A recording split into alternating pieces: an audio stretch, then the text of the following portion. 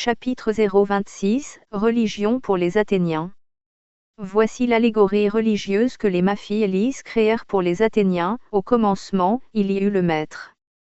Il venait d'un ailleurs que nul ne pouvait nommer, voyageur des univers confondus, porteur d'un amour si pur qu'il avait élevé son esprit au-delà de toute civilisation connue. Après d'innombrables expéditions à la recherche d'un foyer, il découvrit la plus belle des planètes. Pantale Terre très saine.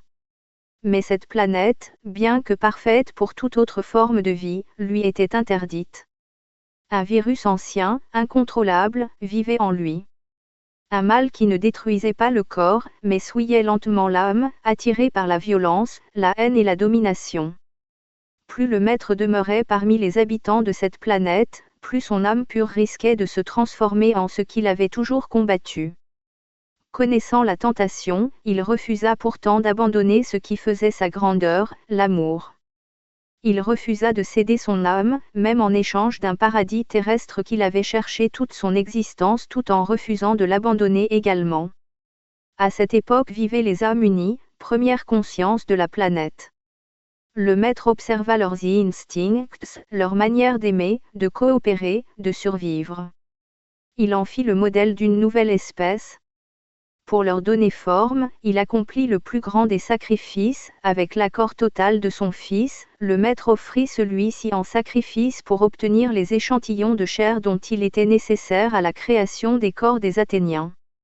De ce corps, le maître façonna les Athéniens, intégrant en eux les instincts des âmes unies et leur donna une apparence nouvelle, celle d'un bipède marchant sur ses jambes arrière. À chacun, il transmit une infime part de son esprit, ainsi que le don le plus dangereux et le plus précieux, le libre arbitre. Il ne devait ni guider leurs choix ni influencer leurs décisions, car seul un choix libre pouvait avoir une valeur face au virus. Les Athéniens furent alors confrontés à l'épreuve de leur existence. Tout au long de leur vie, ils devraient lutter, non par les armes, mais par l'esprit. Le virus ne se combattait pas par la force, mais par l'amour, la conscience et la fidélité à leur cœur.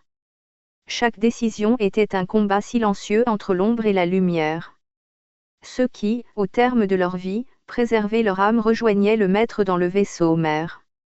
Là, ils accédaient à l'étape suivante de l'existence, l'éveil, recevant les connaissances technologiques et spirituelles du maître.